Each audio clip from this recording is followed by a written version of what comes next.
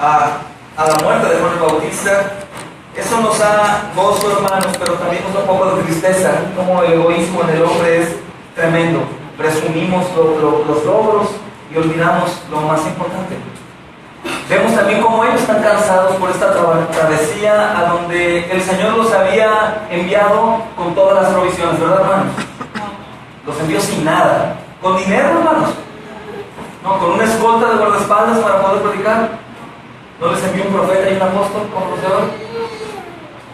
Los envió solos, hermanos, los envió solos y la realidad, hermanos, que ellos regresaron con deseos de descansar. Ellos apenas van a recibir el descanso que el Señor les dice: vámonos y descansemos a un lugar desierto. Pero de pronto la multitud llega, los sigue y les quita el descanso, hermanos. Y estamos ahí, en ese día en donde los discípulos abatidos se están bajando de la barca, hermanos, y comienzan a servir a la gente.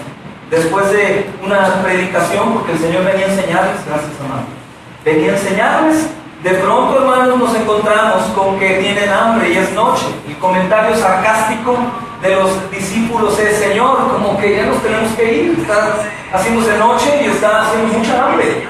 ¿Nos vamos o cómo ves? El Señor les envía a darles de comer. ¿Con cuántos panes, recuerdan? ¿Y cuántos peces? ¿Y cuánta gente era? Fíjense una cosa, hermanos. La Biblia habla de 5,000, ¿qué? ¿Y las mujeres y los niños? 20,000 personas aproximadamente ahí. El milagro fue grande, hermanos. De pronto platicaba yo con unos hermanos el viernes, que tuvimos aquí la reunión semanal, y vemos los milagros como algo normal. Los leemos: el leproso, mira, el ciego vio, el cojo caminó, el muerto se levantó. Pero, hermanos, tratemos de comprender qué significa eso. ¿Cómo que una multiplicación de esa manera? ¿Qué ocasiona en las personas ver eso, aún en los discípulos? Yo pienso que la primera característica de esto es el terror, ¿no? ¿O qué pasaría si aquí hay un muerto, hermanos? Estamos haciendo un servicio con un cuerpo presente, ¿y qué pasa si el muerto se levanta? ¿Qué harían? ¿Alabaríamos al Señor, hermano? Como los hermanitos pentecostales que se vuelven locos y empiezan a gritar. Yo creo que la mayoría salen corriendo, ¿cierto o no? Imagina qué trauma, es un trauma ver que de unas bandejitas con poquita provisión coma tanta gente, hermanos. Eso es una locura y ellos estaban observándolo, fue presencial en milagro. No es algo que escucharon, sino algo que vieron. Es como dice Juan: lo que hemos visto con nuestros propios ojos, lo que hemos oído, lo que hemos tocado. La vida vino a visitarnos. Y estamos ahí en esa historia, amados. Hoy vamos a comenzar a estudiar en Marcos capítulo 6, versículos 45 al 52. Pero como es una predicación expositiva y estamos desmenuzando versículo a versículo, ya saben que a lo mejor el tiempo no nos alcanza. A menos de que tengan ganas de que el sermón no sea de 4 horas como normalmente es, sino de 6. ¿No hay problema? No se asusten, no es cierto. Gracias y gloria a Dios, hermanos, por los ministerios que nos ayudan a poder servir más al Señor. Dios es santo, que transmite en vivo el culto y que algunos hermanos que tienen un horario distinto nos pueden ver por ahí. A los hermanos de Radio Gloriosa Majestad que están pasando algunos mensajes o predicaciones de la iglesia. A la iglesia, nuestra amada iglesia de León, de Capilla de Milpillas, de Cuernavaca. A los hermanos que están en Venezuela, Freddy, y aquellos hermanitos que están pasando por pruebas, pero están firmes, alabando, adorando al Señor, como si nada pasara, hermanos. Gracias a Dios por sus vidas, amados. Les saludamos desde acá, ¿verdad, iglesia? Les saludamos desde acá, amados. Y bueno, vamos a empezar. El título de hoy, verán cómo vayamos avanzando en el sermón, hermanos, cómo tiene mucho sentido. Dice: Jesús, ¿qué? Salvador fiel, oportuno y suficiente. Amén. Jesús, Salvador fiel, oportuno y suficiente. Comenzamos a leer, hermanos, desde el versículo 45 del capítulo 6. Dice: enseguida, después de lo que acaba de acontecer de la multiplicación de los panes, hermanos, hizo a sus discípulos entrar en la barca e ir delante de él a Betsaida. Esto es en la otra ribera, entre tanto que él despedía a la multitud. Y después que los hubo despedido, se fue al monte a orar. Y al venir la noche, la barca estaba en medio del mar y él solo en tierra. y viéndoles remar con gran fatiga, porque el viento les era contrario, cerca de la cuarta vigilia de la noche, vino a ellos andando sobre el mar. ¡Qué locura, hermanos! Y quería adelantárseles. Viéndole ellos andar sobre el mar, pensaron que era un fantasma y gritaron, porque todos le veían y se turbaron. Pero enseguida habló con ellos y les dijo: tened ánimo, yo soy, no temáis, no temáis. Y subió a ellos en la barca y se calmó el viento. Y ellos se asombraron en gran manera y se maravillaban porque aún no habían entendido lo de los panes, por cuanto estaba endurecido su corazón. Amén.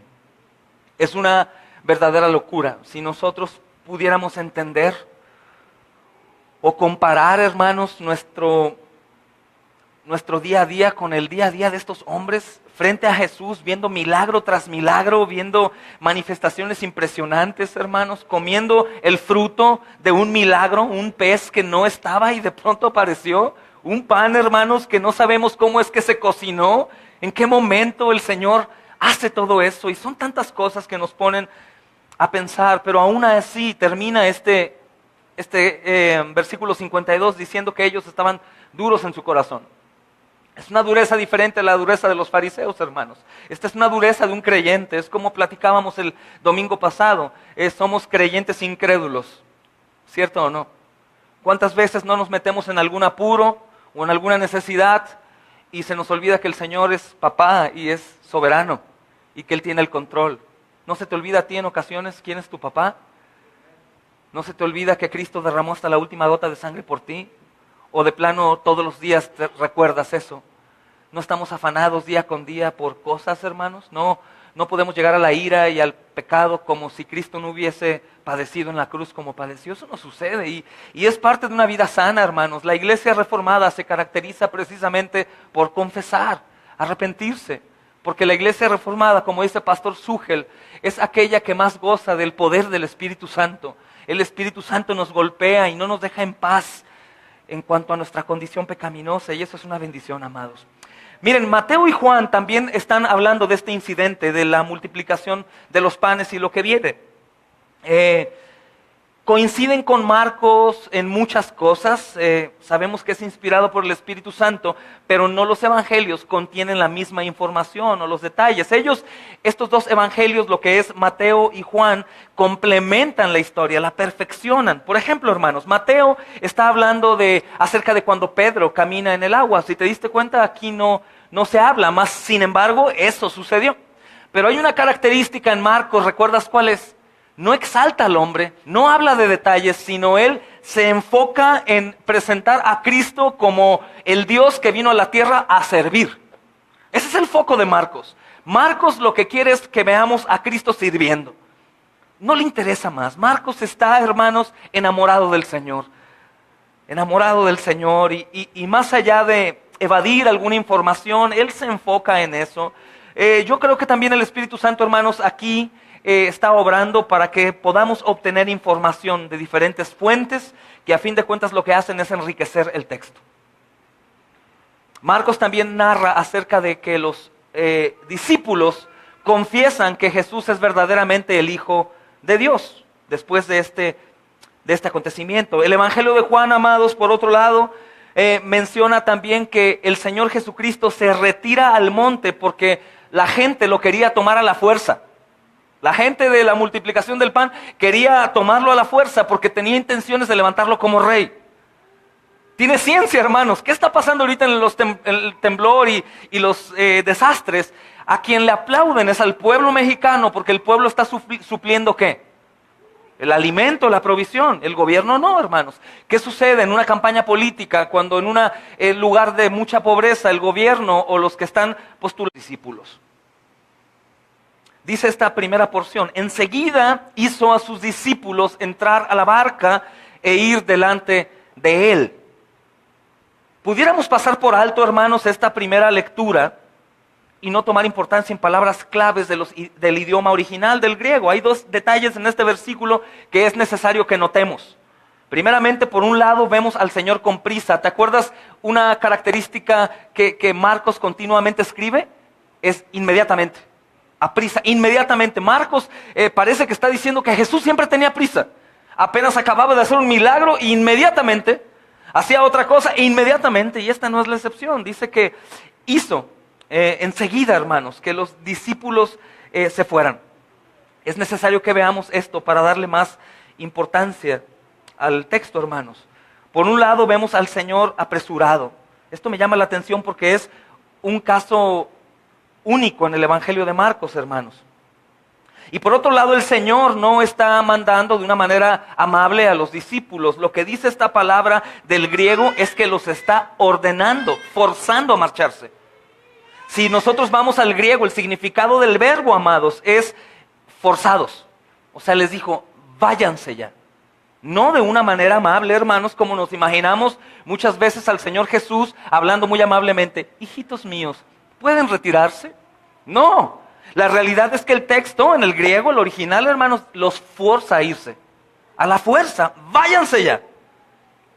¿Cuál es la razón por la cual el Señor está actuando así, hermanos? Obviamente, Jesús quiere sacarlos de ahí, de ese ambiente de tanta emoción, hermanos, que se había logrado después de la multiplicación de los panes. Porque los discípulos, si lazas al último texto, tenían duro su corazón aún. Ellos se contagiaban fácilmente de la multitud.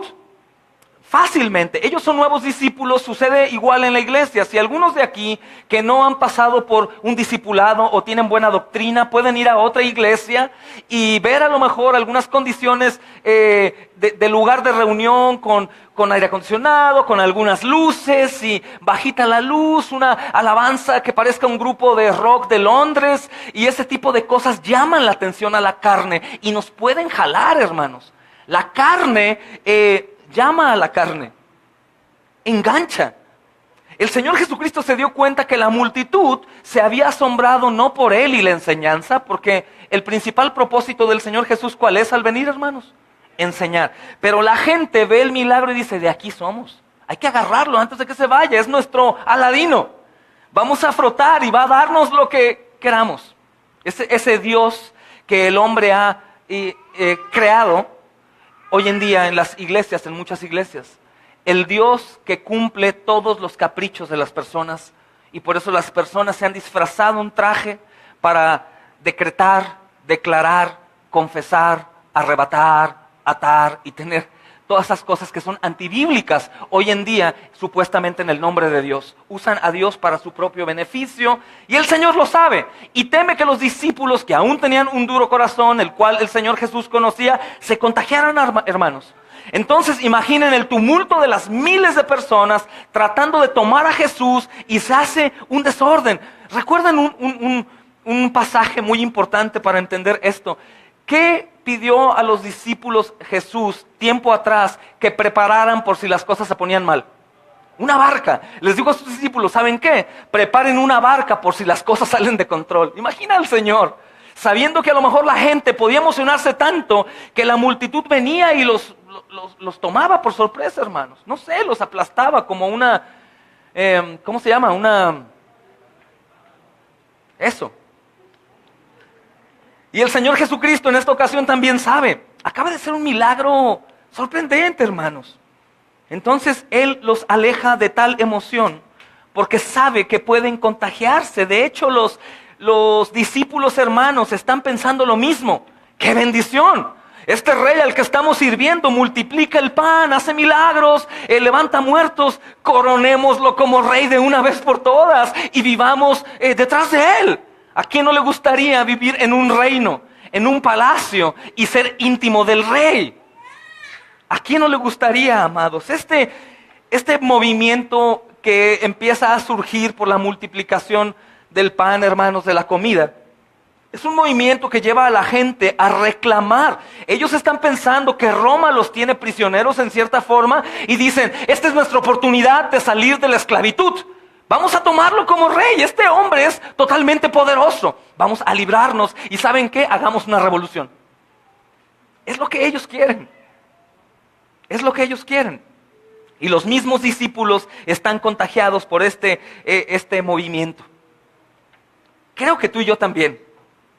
Creo que tú y yo también, en la condición de ellos, hambrientos, hermanos, necesitados de alguien que nos guíe. ¿Recuerdan qué característica vio el Señor Jesús bajándose de la barca a punto de descansar de la gente que estaba allá abajo? Como ovejas sin ¿qué? Como ovejas sin pastor. Entonces esas ovejas sin pastor vieron a un pastor que proveía todas sus necesidades y dijeron, de aquí somos. Ya no vamos a estar recogiendo las sobras de aquellos que cosechan. ¿Recuerdan que es una característica de los que tenían tierras? Que recogían las sobras si era permitido en la ley, no era robar. Todo lo que se caía era para la gente hambrienta. Ahora tenemos a un Señor que suple todas mis necesidades. Amados, dígame, ¿quién de aquí no quiso en un principio de su fe estar con ese Dios? Con el que te suplía tus necesidades. O aún quién de aquí a lo mejor no puedes seguir a Dios precisamente por eso, porque quiere que supla sus necesidades. Por alguna enfermedad o por la pobreza o por la falta de amor y buscamos a Dios para que supla mi necesidad y la mayoría de las veces Dios no suple esa necesidad tuya, sino suple la necesidad de Él, con Él. Por eso el Señor tuvo que hacerles subir a la barca a la fuerza, porque vio, hermanos, que ellos tenían los mismos deseos que los nuevos creyentes y los alejó. El Señor hizo eso con muchos de nosotros en algunas iglesias a las que pertenecíamos, que eran completamente alejadas de la palabra de Dios. Yo personalmente con mi familia, hermanos, estuve en una iglesia que estaba muy bonita. Yo me sentía bien, de hecho recordaba cuando estaba en el mundo, porque yo llegaba y los estrobos y la luz negra me hacía sentir en el bar que tanto me gustaba ir cuando estaba muerto. Yo era músico, hermanos, bueno, soy músico y yo tocaba en una banda de rock. Firmé con disquera y todo eso, hermanos. Y yo sé lo que es eso, y el diablo a mí me enganchó por ver las cosas que a mí me gustaban, que yo pensaba que eran correctas, pero cuando vamos a la Escritura, muchas de las actividades que hoy en día hacen las iglesias no son bíblicas. Claro que llegamos al, no juzgues, mejor ama. Ay, no importa, déjalos que Dios trate con ellos. No, hermanos, la realidad es que no, todo lo que va en contra de Dios, amados, se supone, la Biblia lo toma como anatema. ¿Sí sabes lo que significa anatema? Maldito. Y claro que nuestro corazón depravado y pecaminoso dice, ay, pero no te claves, no pasa nada. ¿Qué tiene, hombre? No pasa nada, eso no, Dios no lo toma en cuenta, Dios es amor. Claro, hermanos, pero el decir que Dios es amor no es decir que es su único atributo, sus atributos todos están al mismo nivel, hermanos. Lo simple de Dios es bien complicado, como decía en un post el pastor Joseph Urban. Lo simple de Dios es muy complicado, entender que todos sus atributos son por igual. Y uno de esos atributos, hermanos, es que Él es soberano y Él ha dictaminado cómo la iglesia tiene que ser y caminar. Precisamente la iglesia reformada lo que hace es, más allá que la reforma de Martín Lutero, la iglesia reformada de hoy en día está reformando la iglesia de la deformidad que adquirió al paso de los años. Deformidad, la iglesia se ha convertido en un club social muy cool, muy buena onda, en donde la gente va por lo que ofrece el lugar o el club y no por lo que el Señor está ofreciendo a través de la predicación de la palabra. Y por eso las vidas de los creyentes están tan tibias, tan frías, tan temblorosas. Por eso cuando vemos a un creyente y un incrédulo hoy en día en una condición de riesgo o de enfermedad, no hay diferencia. A veces vemos más fe en una persona no cristiana que en la cristiana, hermanos. Aún seguimos viendo más fieles a las monjas y a los frailes que nosotros como hijos de Dios. Entonces los hombres vieron la multitud, las intenciones que tenían, y los discípulos desearon. Y el Señor Jesucristo, ¿tú crees que conocía qué había en su corazón, en su mente? Los forza a irse. Es como si nosotros vemos que nuestros hijos, a quienes estamos guardando del mundo, de tantas cosas, hermanos, que hay, de pronto conocen a un grupo de niños y los niños traen algunas cosas que no son de edificación, violentas o sangrientas, y agarras a tus niños, a ver, vámonos de aquí, vámonos. El Señor Jesús lo hizo, súbanse a la barca y váyanse. Él quería tranquilizar esos ánimos que tenían, hermanos. Y quería hacerlos entender que la emoción de esas personas no estaba obrando conforme a su voluntad. Estaban yéndose por otro lado. ¿Crees que estoy mintiendo acerca de lo que te dije de la iglesia hoy en día? Se van por otro lado, hermanos. Hagamos esto para que la gente venga. Entretengamos a los jóvenes para que vengan. Hagamos esta reunión o esta otra cosa para que estén felices. No tiene nada de malo. Eso se llama pragmatismo. Este grupo de personas, hermanos, estaban así, pensando de esa manera, atrayendo la atención de los demás por lo que Jesús estaba ofreciéndoles en cuanto a materia, materialmente hablando, no espiritualmente. Y el Señor Jesucristo imagina ese acontecimiento, sube a sus discípulos como niños y Él se queda a despedir a la multitud. Esto lo podemos ver aquí en la Escritura. Dice, entre tanto que Él despedía a la multitud. Entonces, una vez que el Señor Jesucristo logra que sus discípulos entren a la barca y se marchen, obviamente tiene que convencer ahora a las multitudes que hagan lo mismo. ¿O qué harías tú?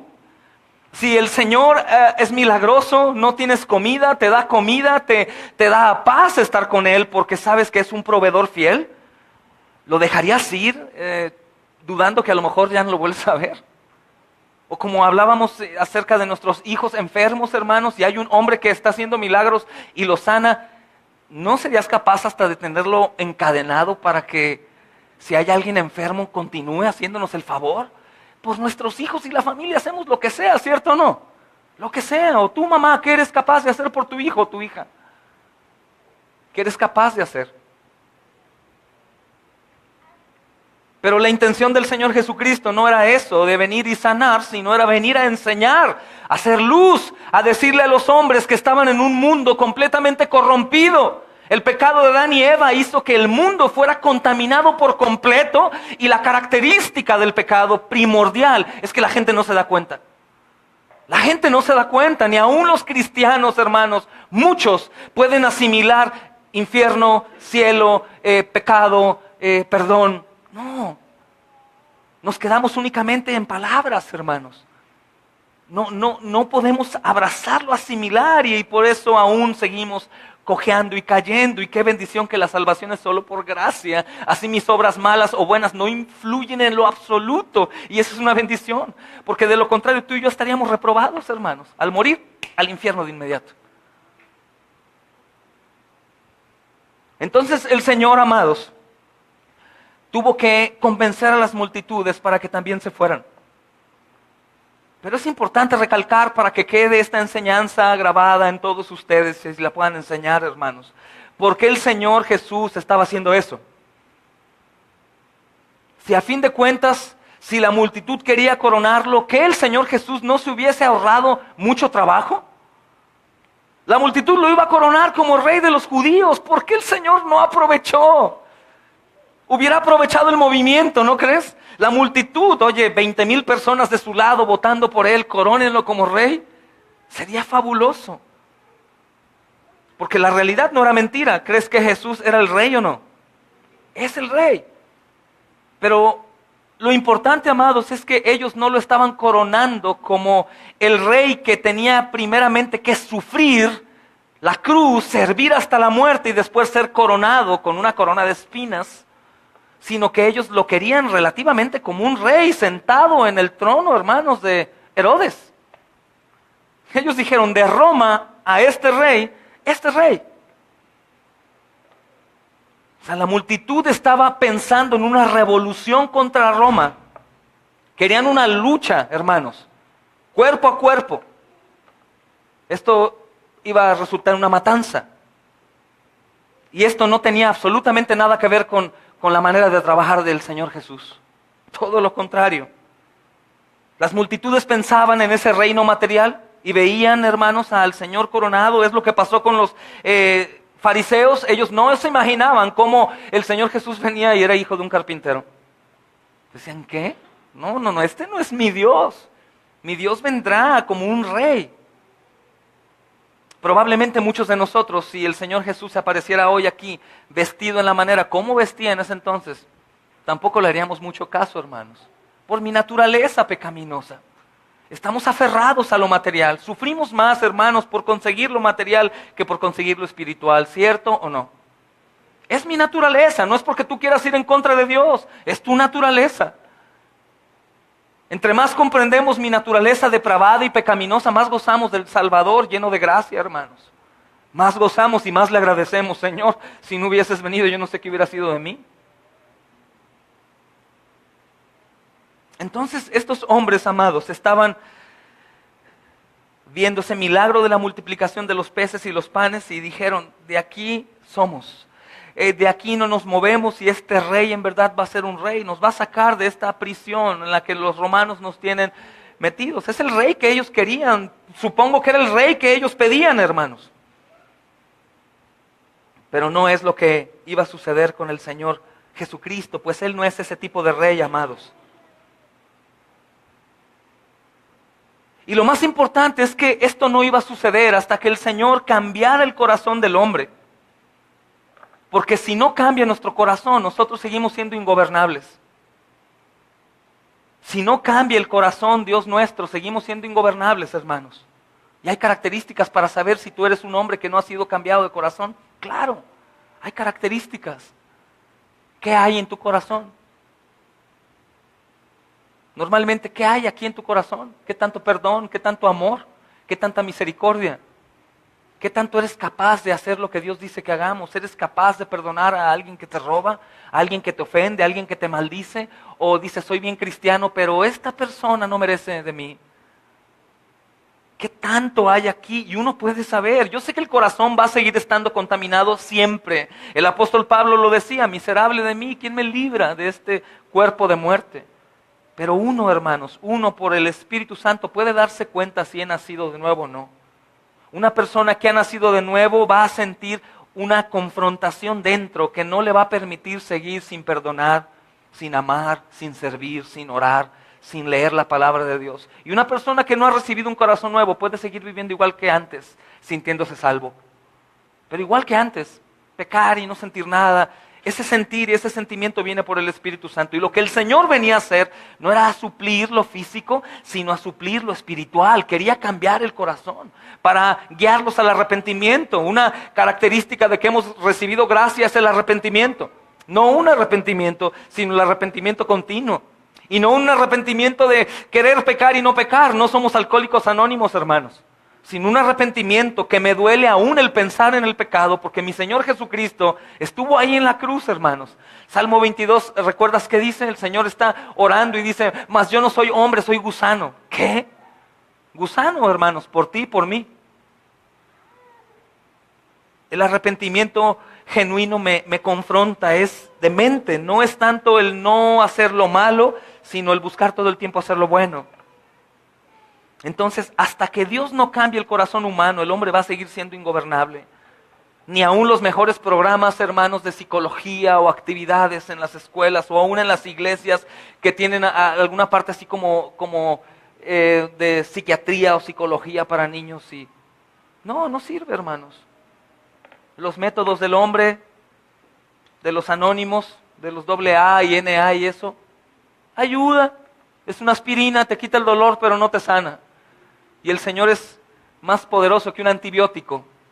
El Señor sí sana por completo, el Señor cambia nuestra vida. Y yo sé que hay muchos aquí que han gozado de ese cambio por gracia. El Señor Jesús, antes de coronarse ante los ojos de los hombres, se tenía que coronar con una corona de espinas. Inmediatamente, amados, después de esto, dice la Escritura que se fue al monte ¿a qué? A orar. El Señor, más allá que buscar el reconocimiento de los hombres, buscaba tiempo con el Padre, comunión con el Padre.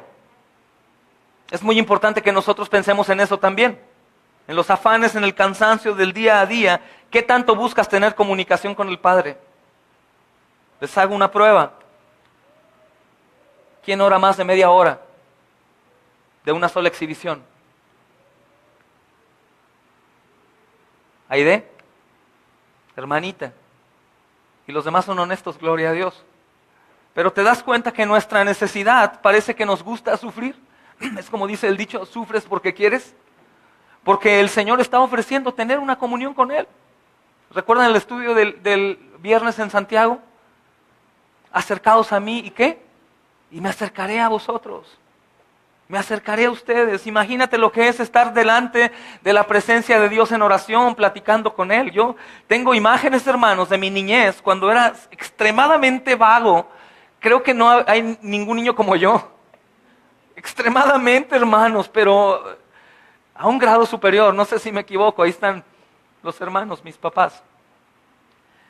Y recuerdo que cuando me descubrían en mi vagancia, yo lo que hacía era correr de inmediato a los brazos de mis papás y ellos decían, ¿qué hiciste ahora?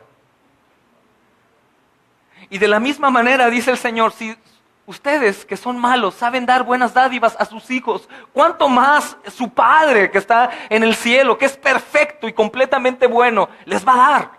Y cuando estamos sufriendo o necesitando, a veces corremos a un amigo, a una amiga, a un libro, hermanos, de cualquier autor mundano, en lugar de correr a Dios y decirle, Señor, necesito tanto de ti. Estoy pasando por estas pruebas. Un hermano me buscaba, no digo quién es, pero alguien me buscaba y me platicaba lo que estaba sucediendo por la doctrina. El Señor lo acaba de atrapar y le ha mostrado las doctrinas de la gracia y está aperturando una iglesia reformada y de pronto la antigua iglesia lo empieza a cortar. Sabes que ese tipo de iglesias que no son de Cristo tienen una disciplina mal enfocada, no una disciplina bíblica, sino una disciplina con odio. Cortan y seccionan y corren y dicen que no son ovejas y una cosa horrible. Y este hermano me decía, es que me han quitado mis amigos, me han quitado todo lo que tenía, les han prohibido juntarse conmigo, estoy padeciendo. Y él comenzaba a llorar y me decía por teléfono, estoy muy desesperado, me siento muy mal, mi vida está siendo atormentada. Y le decía, hermano, me preguntaba, ¿qué hago? Ve al Señor, corre a Dios y dile, Señor, estoy padeciendo. Y recuerda que Él está pensando en ti, porque las pruebas no son enviadas por Satanás, como muchos piensan, sino son enviadas por nuestro Dios soberano. Platica con Él, habla con Él. Ora. Ora. Y es lo que el Señor Jesús hacía. Lo que realmente llenaba la humanidad del Señor Jesucristo, su naturaleza humana, era orar, amados. Y nosotros necesitamos pensar mucho en este tema de la oración. ¿Qué tanto pides? Alguien decía, ¿no? ¿Han escuchado a alguien decir, entre más grande tu ofrenda, más grande tu milagro? ¿Han escuchado eso o no? ¿Alguien? Digan la verdad. Todos vienen de la iglesia pentecostal, no se hagan. La realidad que yo podría decirte, entre más ores, más grande el milagro, hermanos. Entre más ores, más grande tu seguridad, más grande tu confianza, más grande será tu gozo. Necesitamos meditar en esto. La vida de oración del Señor Jesús no era, hermanos, como la nuestra, 1 hora, a más tardar, y ya me cansé, sino que en realidad si el Señor Jesús hubiese tenido una recámara y una cama, sus rodillas hubieran estado marcadas ahí a un lado. El Señor Jesús oraba toda una noche. Ahora es importante que recuerdes esto. ¿De dónde viene Jesús? Ahorita estamos hablando de madrugada, la cuarta vigilia. Las vigilias hacen referencia a las horas que normalmente yo debería estar dormido. Y dice la cuarta vigilia. Supongamos que ellos dormían a las 10 de la noche. Estamos hablando de 1 hora de madrugada. El Señor Jesucristo viene de días de estar sirviendo. Y en lugar de irse a descansar a la cama como nosotros, fue a descansar en el Señor, en oración. Normalmente, hermanos, oraron. No, me quedé dormido, estaba muy cansado. El Señor Jesús era 100% hombre y 100% Dios y estaba descansando en la oración. ¿Verdad, hermanos? Un detalle muy importante es que el Señor está orando mientras que los discípulos están en el agua. Y esto es hermoso, hermanos. Ver cómo el Señor está intercediendo por ellos. Lo más asombroso, si te das cuenta, dice que viéndole ellos andar sobre el mar, dice, y después que los hubo despedido, fue al monte a orar, y al venir la noche, la barca estaba en medio del mar, y él solo en la tierra. ¿Está bien? Está solo en la tierra, y ellos en el mar. Y viéndoles remar con fatiga, ¿a qué distancia estaban? ¿O cómo los podía ver? El Señor Jesucristo sabía que ellos estaban cansados. En este caso no estamos hablando de la tempestad del mar.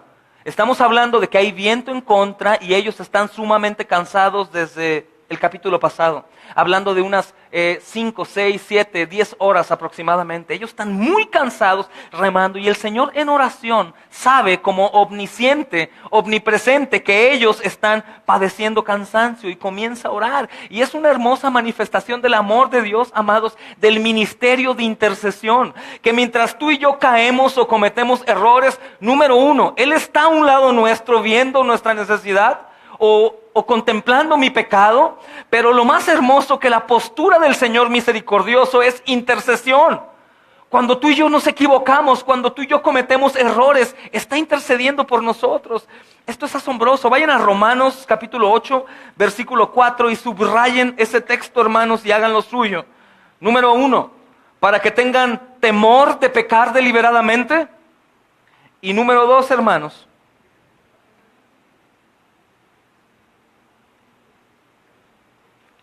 para que tengan seguridad en el Señor. Dice 8:34, ¿quién es el que condenará?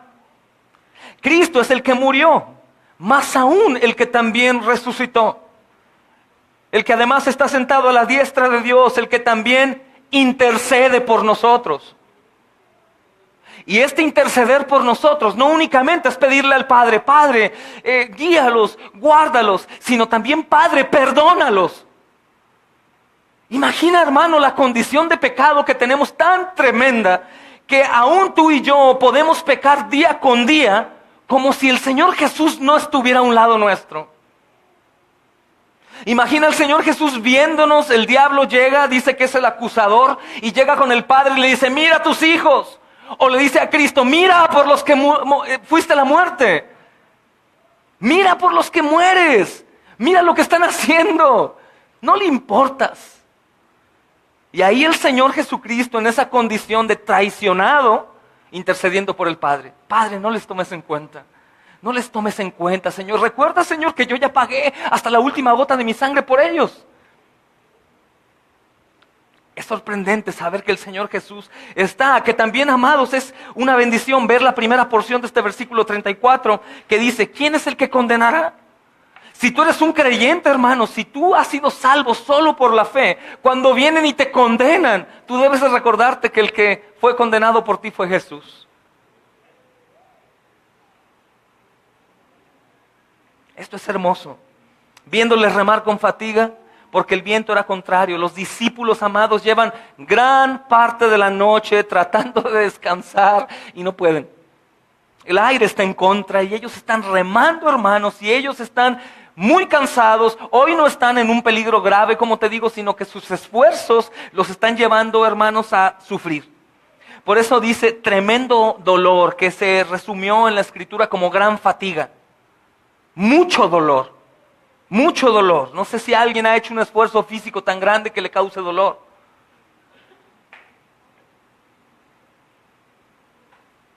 Y esto, hermanos, por más que quiero irme al único estudio del texto en ese tiempo, lo traigo al hoy. Nosotros también estamos en medio de situaciones dolorosas. Estamos luchando contra problemas, contra necesidades, contra enemistades, contra ira, contra miedo. A veces estamos sufriendo por consecuencia de nuestro cristianismo. Familia que nos ha dejado, amigos que se han enemistado. Pero lo más hermoso, hermanos, es que en medio de esta situación, así como los discípulos estaban pasando, nosotros también sabemos que el Señor nos está viendo. Y es algo que tienes que recordarte constantemente, porque no es algo natural. No es algo natural en ti, en mí, recordar a primera instancia que el Señor está aquí conmigo. Ah, no hay problema, aquí está el Señor. No, hermanos, es algo que tenemos que recordar constantemente. El Señor está conmigo, el Señor es mi pastor y nada me faltará. El Señor está aquí conmigo, el Señor me guarda, el Señor es mi abogado, el Señor me defiende, el Señor me guía, el Señor me sana. Es algo que tú y yo tenemos que recordar. En medio de las situaciones difíciles, amados, donde sea que un hijo suyo se encuentre, cual sea que sea la circunstancia, aun cuando es tu error y es tu pecado, el Señor vela por ti. Por eso la iglesia cristiana alaba al Señor, hermanos. No únicamente por lo que Él hace salvándonos, sino por lo que Él hace sanándonos de nuestro error. Que si nosotros fuéramos honestos y viniera un verdadero avivamiento y todos aquí nos pusiéramos de pie y confesáramos nuestros pecados, llegaríamos a una resolución. El Señor es mi Salvador. El Señor es mi perdonador. El Señor es misericordioso. Hermanos, juntemos nuestros pecados y expongámoslo, y de pronto nos estamos viendo sentados en la iglesia cristiana, la que alaba a Dios, la que tiene que ser luz, la que tiene que ser sal, pero en lugar de luz y sal encontramos pecado. ¿Qué quiere decir? ¿Que el Señor nos ha dejado de salvar? No, hermanos, que el Señor es sumamente misericordioso, que es lleno de gracia, que Él no se fatiga de cuidarnos, que Él no se cansa cuando estamos cansados, hermanos, que Él no deja de luchar por nosotros y no deja de defendernos delante del Padre y del adversario. Eso quiere decir. En esta situación, amados, vemos que el Señor lo sigue observando. Y lo más probable es que los discípulos se sienten olvidados. Y si hubiese alguno, como los que hoy en día hay, podríamos hasta escuchar: de seguro ya no va a venir, nos dejó. O hasta yo pienso que quiere que nos muramos aquí en el agua. ¿Cómo es posible que Él nos haya dejado aquí? ¿Qué estamos haciendo aquí remando? Nos hubiéramos quedado allá a comer pez. Pero no, hermanos, no era eso. El Señor estaba probándoles, el Señor estaba teniendo un tiempo y el Señor quería manifestarse para cambiar su enfoque. Dice que no vino a la primera vigilia, sino a la cuarta. ¿A poco el Señor no podía llegar desde el primer instante que vio que ya no podían remar? Claro que sí. Pero quería hacerlos padecer sufrimiento para que ahí abajo, donde ya no podían más, Él llegara al rescate y se glorificara, amados.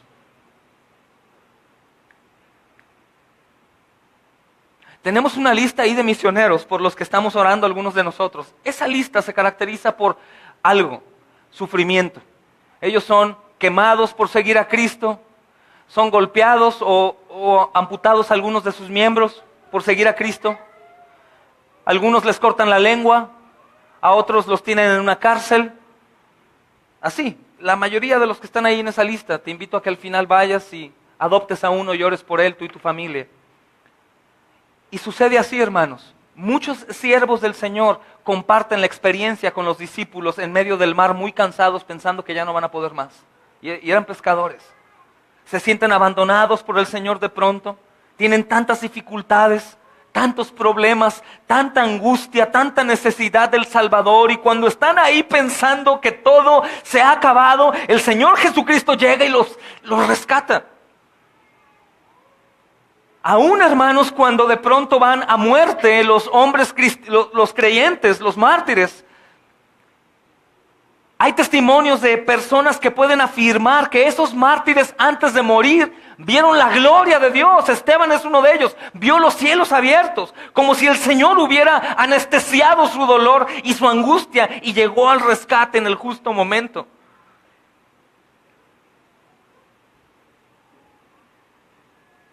Muchas personas, a lo mejor alguno de aquí ha sentido que Dios le ha abandonado, que han trabajado duramente en su cristianismo, van caminando y no ven, no salen, hermanos.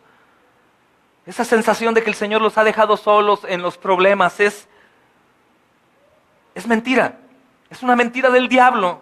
El que creas que Dios te ha dejado, no te dejará ningún día. Dijo: ciertamente no les dejo huérfanos, estoy con ustedes todos los días. ¿Hasta cuándo, hermanos? Dice: no les dejo huérfanos, vengo pronto. Es decir, un huérfano es alguien que se queda sin padre, pero tú y yo no nos hemos quedado sin padre. Simplemente, hermanos, fue al reino, ahorita viene. Gloria a Dios. El Señor, amados, está intercediendo hoy aquí. El Señor hoy está en medio de nosotros recordando. Y no sé a quién en particular le hable o se identifique con la vida de los discípulos en esta tormenta, en esta travesía del mar, en este esfuerzo que están haciendo. Pero cuando pasamos por situaciones difíciles, amados, no debemos de perder jamás la confianza en Dios. Por el contrario, tenemos que sentir gozo sabiendo que Dios está pensando en nosotros y está probándonos. ¿Quién fue quien les envió a que pasaran al otro lado, a Betsaida, hermanos? Dios. Cristo les dijo, váyanse para allá. ¿Tú crees que el Señor sabía qué iba a suceder? El Señor quería probarlos. El Señor quería que se apartaran las mentes de ellos de la emoción que el pueblo tenía. El Señor quería que ellos se enfocaran en otra cosa y que pudieran enfocarse en Cristo Jesús. Y justamente cuando están a punto de claudicar, el Señor Jesús, dice este versículo, viene a ellos andando sobre el mar. Ya es como para morirte. Podemos decir, bueno, caminó en el mar. Sí, camina sobre las aguas, pero en realidad imagina estar en un barquito y ver a alguien caminando en el mar. Tenemos un problema grave para no poder comprenderlo, asimilarlo, porque la realidad, hermanos, ver a alguien caminando en el mar es una locura. Probablemente muchos se desmayarían, sobre todo ustedes mujeres. Caerían. Es algo sorprendente, hermanos. Aunque el Señor Jesucristo ya había manifestado poderes, manifestó calmar el mar, sacó demonios, resucitó una niña muerta, aún así fue tan sorprendente que los discípulos pensaron que era un fantasma. Por otro lado es triste porque ¿cómo es posible que crean en los fantasmas y no crean que aquel hombre que estaba haciendo milagros estaba caminando sobre el agua? Pero podemos comprender, los hermanos, cómo es posible que una persona camine sobre el agua. Vayan a Job, capítulo 9, versículo 8, hermanos.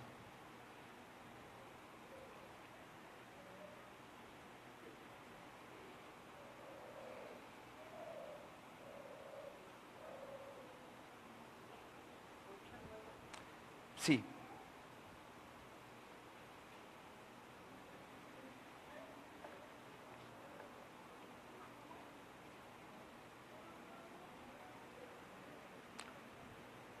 Nueve, 8, perdóname. Dice, Él solo extendió los cielos. ¿Y qué más dice ahí? Y anda sobre las olas del mar. ¿De quién hablaba Job, hermanos?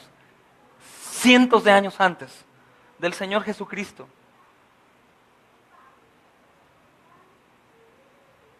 Obviamente este acontecimiento los deja como más locos. Creo que a ti y a mí también nos haría lo mismo. No sé si tú en los últimos 2 años, ¿cuántas personas te tocó viendo caminar en el mar? ¿Cuánta gente has visto caminar en el mar, hermanos? Hay quien hace algún truco, ¿no?, para hacerlo, pero el Señor Jesucristo no anda con magias, hermanos. Él usó el mar como un piso firme para caminar. Y esto es hermoso, hermanos. Los discípulos están casi toda la noche luchando contra el viento y no logran avanzar nada. Pero por otro lado, el Señor Jesucristo parece que está muy tranquilo y aparentemente no tiene intención de ayudar, porque los discípulos supongo que están clamando y el Señor no contesta. Pero de pronto, hermanos, el Señor aparece caminando en el agua. Marcos no toca, como te decía en un principio, que Pedro lo prueba y camina en el agua, pero no es necesario, hermanos. Ver al Señor Jesús caminando en el agua en medio de la aflicción y de la angustia nos dice que mi Señor, amados, es un Salvador fiel, es oportuno y es suficiente en el momento justo, conforme a tu necesidad. Y no te hablo de necesidades materiales como las que muchos perseguimos, que no es malo, sino la primordial, la necesidad de santidad. La necesidad de apartamiento del mundo, de los afanes para con Dios. La necesidad de un nuevo corazón, hermanos. La necesidad de paz, de gozo, de templanza, de mansedumbre, de amor. Esa es mi necesidad. Y el Señor en el justo momento llega cuando estamos clamando, amados. Y estos discípulos tuvieron que entender adecuadamente quién era Jesús. Y Él quería manifestarse, Él pudo subir a la barca, ir con ellos, pasar del otro lado, pero quería que ellos entendieran de una vez por todas quién era Él y cómo actuaba su poder y a qué había venido, a salvar, enseñando su palabra. Y si te preguntas de pronto por qué pasas esto o aquello, o estás padeciendo en esa situación. Es lo mismo, hermanos. Él está permitiendo esto para que tú entiendas adecuadamente quién es el Señor Jesucristo. Para que entiendas cuál es la obra que Él viene a hacer en tu vida. Porque de hecho, amados, cuando no entendemos quién es Jesús, estamos completamente perdidos. De hecho, dice Juan 17:3 que esa es la vida eterna. ¿Qué dice, hermanos? ¿Alguien sabe? Conocerlo a Él. Hey, no he venido únicamente a darles pan, a darles agua, a sanarlos. He venido a salvarlos. ¿Salvarnos de qué? Del fuego eterno, del infierno, de una condenación, hermanos, que es real, que la Biblia narra de una manera ligera lo que realmente es. Fuego eterno, crujir de dientes, un padecimiento, hermanos, horrendo. Algunos hermanitos dispensacionalistas, ellos están preocupados por el fin del mundo. No, es que la iglesia es arrebatada antes de que las estrellas caigan y que el mar se salga y que Nibiru caiga y colisione con la tierra. Hermanos, si una gran estrella cae encima de mí, muero al instante. Ese no es el sufrimiento. El sufrimiento es en la eternidad. En la eternidad, lo que pueda suceder aquí, hermanos, es perecedero. Aún la misma muerte, hermanos, con un sufrimiento, tiene límite, termina. La eternidad no, hermanos. De eso ha venido el Señor enseñándonos. Que el infierno es eterno. Que el infierno es eterno y es real. Y tenemos que entender, hermanos, y tenemos que predicar. Ese es el motivo por el cual el Señor nos envía a predicar a las naciones. Que el infierno está sobrepoblado y que nosotros somos portadores de su gloria y que una palabra suya basta para sanar. Imagina, despoblar el infierno. Decía George Mueller, algo que te he enseñado antes. Yo tengo un gozo, decía el hermano, que cuando llegue al cielo voy a ver a miles de almas que escucharon el evangelio del Señor Jesucristo a través de mí. Él fue un hombre que tuvo un orfanato, que nunca pidió ofrendas, nunca pidió dinero y tuvo más de 200,000 niños. Y es impresionante lo que el Señor Jesucristo quería que entendieran, amados, era que la naturaleza de Cristo, a lo que Él venía, era una naturaleza celestial, un reino eterno, no lo perecedero a lo cual nosotros estamos tan afanados. Y lo que le sucede a los discípulos es lo mismo que nos sucede a nosotros, hermanos. El Señor se presenta en formas inesperadas y no lo reconocemos. Dejamos que pase de largo. El Señor se presenta de maneras inesperadas para probar mi misericordia, mi generosidad, mi perdón. Aún el Señor permite problemas en nosotros, en la familia, en los matrimonios, para ver qué tanta misericordia aplico, qué tanto amor tengo, qué tanta paciencia, qué tanta mansedumbre. Pero hoy en día aún está de moda dentro de la iglesia cristiana decir, me he divorciado, lo he abandonado, he hecho el otro, fui a demandar, Espérame, espérate, la naturaleza de Cristo es la naturaleza del creyente y nosotros actuamos conforme a las cosas del Señor y no conforme a las cosas del mundo. Aunque te duela. Aunque muchos digan que no, ¿cómo no? ¿Cómo voy a perdonar a quien me robó? ¿Cómo voy a perdonar al asesino de mi familiar? ¿Cómo no? No, esto no, hermanos, ¿cómo no? Si eres cristiano lo vas a llegar a hacer tarde o temprano, porque el que comienza la obra la va a perfeccionar. Y la iglesia tiene una característica, hermanos, que se parece a Cristo, porque la iglesia es el cuerpo y Cristo es la cabeza de la iglesia. El Señor se presenta de muchas maneras en tu vida. El Señor ha tocado a tu puerta. El Señor ha usado personas para ver qué tal. El Señor de pronto, hermanos, es quien te toca la ventanilla de tu coche pidiéndote una moneda y tú traes 50 monedas y no eres capaz de bajar tu ventanilla, abrazar, darle un beso, orar por él y darle una moneda. Le decimos, ahorita no, joven. No me molestes ahorita, está bien. No, es que no puedo tirar mi dinero a gente que no trabaja, gente floja que se ponga a trabajar. La realidad que el Señor Jesucristo no nos enseñó eso, hermanos. No sé si te ha pasado este ejemplo que yo te dije ahorita. No sé si lo has hecho. El Señor Jesucristo, amados, se manifiesta y nosotros como sus hijos, y peor aún los incrédulos, no logran percibir, amados, al Señor Jesucristo en la cruz. En la cruz podemos ver toda la manifestación de amor, pero también toda la justicia. En la cruz vemos todo el castigo, en la cruz vemos la ira de Dios, hermanos. En la cruz vemos la condenación. En la cruz vemos la depravación del hombre, que fue capaz de poner al Hijo de Dios en una cruz, de sacrificarlo al grado que no parecía un ser humano, dice Isaías, y lo menciono mucho. El decir que no parecía un ser humano, dice que parecía un animal. Imagina un cuerpo que no parezca humano. ¿Puedes imaginarlo un poco? Aunque no abraces mucho la imagen sangrienta, pero sí. ¿Puedes imaginar una persona sacrificada en una cruz que no parezca humano? ¿Cómo lo imaginas? Muestra la cruz, hermanos, todo lo que necesitamos. Y es donde Dios se ha manifestado con mayor claridad. Te amo, pero soy justo, soy castigador, soy lleno de ira también. Es el castigo y el perdón.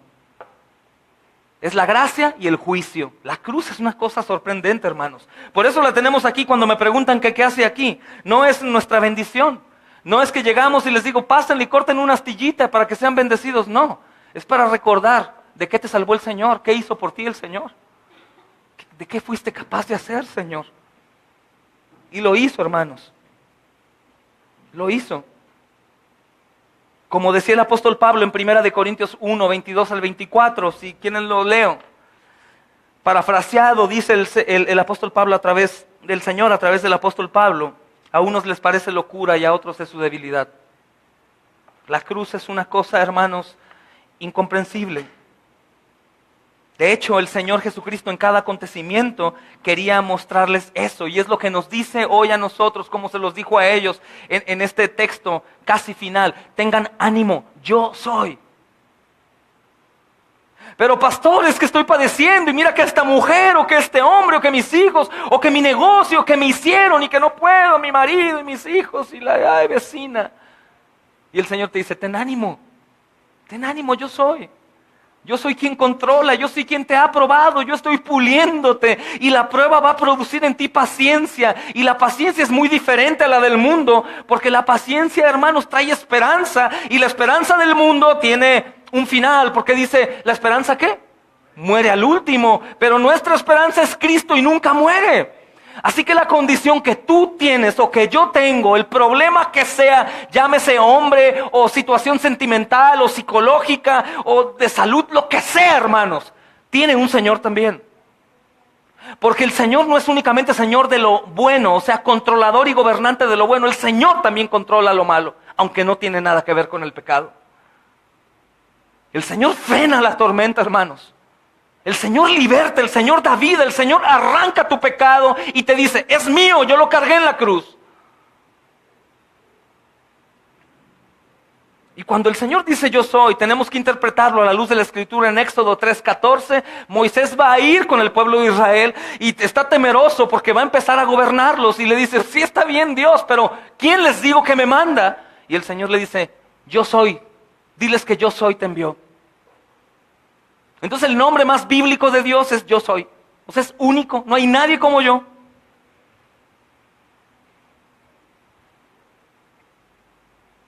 Y es lo mismo que les dice, no teman, soy yo. No soy un fantasma, soy yo. Entonces, aunque ellos habían visto el milagro de los panes, no lo habían entendido, hermanos. Estaban endurecidos sus corazones. Pero una vez que el Señor Jesucristo entra en la barca, el viento se calma y ellos se asombran de gran manera, amados. Y hemos escuchado a lo mejor este mensaje un poco trillado. Sube a Jesús a tu barca. Pero es verdad. Ponte en Jesús, lleva a Jesús a tu vida. En cada obra que hagas, en cada pensamiento, en cada respiro, al momento que te levantes, al momento que emprendas tal acción, hermanos, tal pensamiento, antes de tomar una decisión, toma al Señor Jesús en cuenta. A fin de cuentas, hermanos, es el Señor de todo. Es el Señor de todo. Y lo que el Señor verdaderamente quiere mostrarnos, hermanos, es el Evangelio. ¿Tú ves fidelidad en sus discípulos? ¿Les mostró milagros? ¿Les mostró su gloria? ¿Fue amoroso?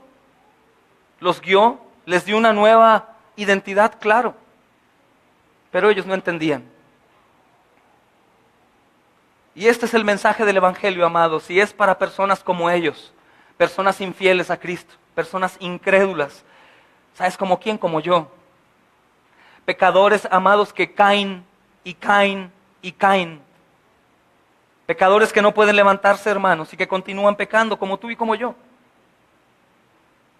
Aquellos que la Escritura dice que somos sucios de pensamiento.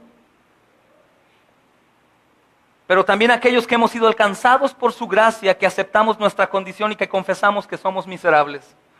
Que es duro confesarlo. ¿Recuerdas cuando les dije una mañana si conocían la misericordia para quién era? Para los miserables. Y te dije, saluda al que está a un lado y dile, buenos días, miserable. No, ¿verdad? Pero cuando confesamos, hermanos, quiénes somos, cuando estamos cansados de remar contra el viento y marea, cuando estamos ya fatigados, o tú que quieres llegar y no llegas, o que quieres salir y no puedes salir, o que estás desanimado, o que te sientes vil y despreciado, o que de pronto quieres servir y esforzarte y no puedes, y que no puedes creer cómo un Dios tan santo y tan perfecto te reciba, o cuando estás solo y desesperado, que te han dado algún diagnóstico negativo en la enfermedad, o en el trabajo, hermanos, o en alguna cosa en tu familia, o que no puedes recuperar lo que perdiste, o que piensas que no puedes recuperarlo, o cuando necesitas sentir el abrazo del Señor, sentirlo, hermano, sentir su susurro que te dice, no temas, aquí estoy. O cuando estás ya muy fatigado de estar sirviendo, o decepcionado porque aquellos a los que sirves no te reconocen o no cumplen con las cosas que deberían de cumplir. Es cuando recordamos para quién es el Evangelio. El Evangelio es para torcidos como nosotros. El Evangelio es para pecadores como nosotros. El Evangelio es para los que buscan a Dios por sus propias necesidades. Aún el Evangelio es para aquellos que buscan a Dios en alguna iglesia, esperando no que la palabra sea fiel, sino que el contexto de la iglesia me sea agradable. O aquellos hermanos que piensan que a escondidas su pecado no es tomado en cuenta y que actuamos con mucha hipocresía para que los demás vean que qué buen cristiano soy. Pero el Evangelio es para aquellos que han sido contristados. La fe comienza contristándome. Y que de pronto tenemos tanto dolor al caer en pecado que incluso sentimos, hermanos, que de tanto dolor y tanta pecaminosidad ya no hay lágrimas. Me siento frío, me siento cansado, como que, ¿qué pasa con mi vida? Ya no siento lo que antes sentía. Ya no alabo como antes alababa, ya no oro como antes oraba, me he enfriado. El Evangelio es para nosotros, hermanos.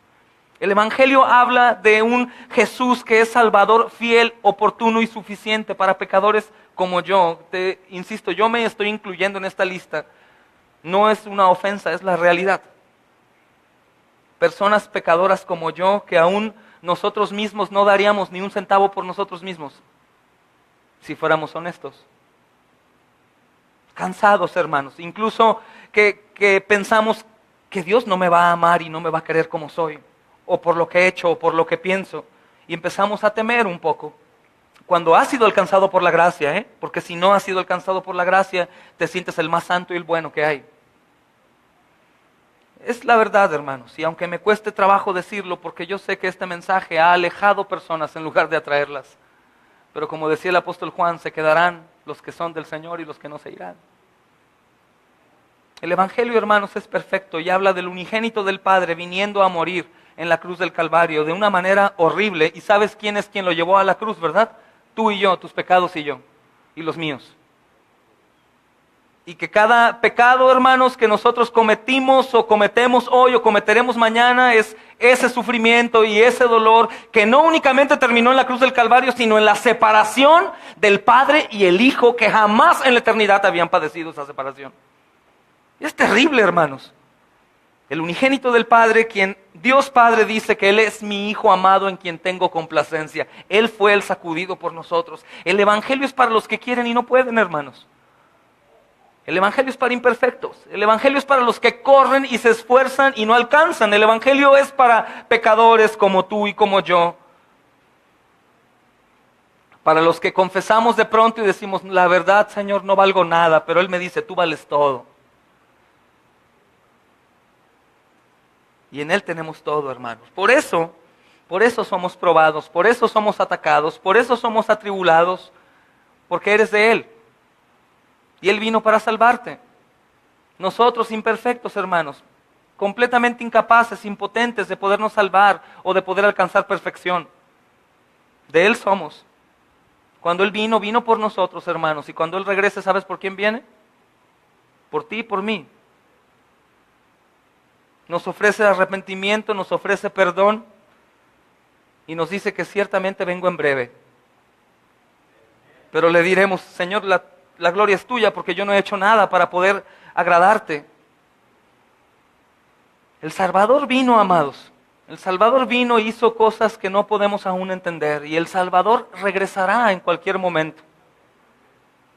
Esas amenazas de cuídate porque el Salvador viene, arrepiéntete porque el Salvador viene, deja de hacer esto o aquello porque el Salvador viene, son tonterías, hermanos. Porque la realidad es que la salvación es por gracia. Él es quien nos pule, Él es quien nos cambia. Y ciertamente, aunque llegara hoy viéndome como pecador, Él me ve como su Hijo amado. Dios Padre te ve a ti y a mí como al mismo Jesús, porque Él ya fue condenado en lugar tuyo y mío. Por eso nosotros aborrecemos y abandonamos el pecado, porque todo el pecado fue llevado sobre Jesús. Y viendo a Jesús crucificado, ¿cómo voy a continuar pecando deliberadamente?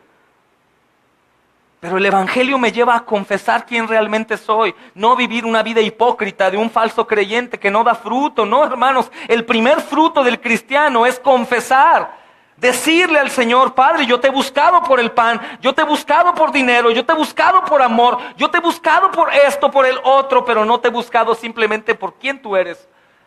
Pero el Evangelio es para nosotros, hermanos, pecadores como yo. Y nuestro arrepentimiento no habla de las obras, porque si no me condeno. El arrepentimiento es, Señor, ¿cómo pude caer otra vez viéndote ahí atormentado en la cruz? Y hermanos, la realidad es que no está en la Biblia, pero yo, sacrificado en una cruz, después de haber sido atormentado, clavado, supongo que no estaba callado, o no estaba silbando una alabanza, hermanos. Supongo que gritaba de una manera desesperante, hermanos.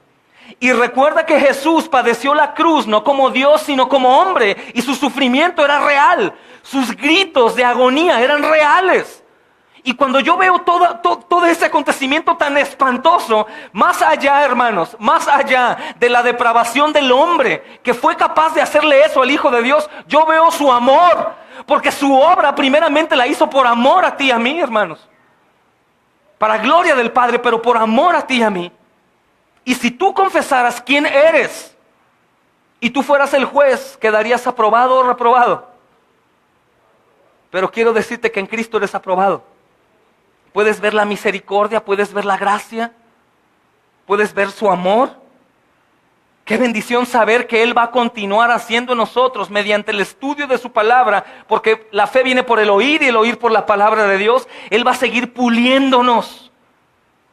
Él va a seguir trabajando en nosotros, hermanos, quitando los deseos del mundo, quitando los deseos y la vanidad, hermanos, el amor por lo material, por las cosas que no son eternas, que algún día todos dejaremos aquí.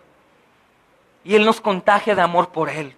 Y nos pone a servir, nos pone a trabajar, a anunciar la verdad del Evangelio. El Evangelio es quién es Jesús y qué Jesús vino a hacer, hermanos. No es en primer lugar Cristo te ama y tiene un plan maravilloso para tu vida.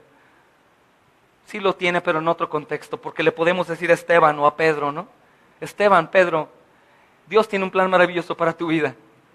Crucificado de cabeza, eso dice la historia, o Esteban lapidado. ¡Qué plan tan maravilloso! El plan maravilloso es la eternidad, hermanos. La eternidad. Cristo diciéndonos día con día, no temas, soy yo. Cristo diciéndote, yo lo haré, yo estoy contigo, yo calmaré tu tempestad o te daré paz en medio de ella. Entonces el mensaje de hoy, amados, que tiene el título de Salvador fiel, oportuno y suficiente, dice más que cualquier otra cosa que tú necesites. Él nos invita a descansar en Él y creer en el Evangelio, que es poder de Dios para salvación, sin que tú intervengas. Amén. Eso es gracia, amados. Vamos a orar al Señor.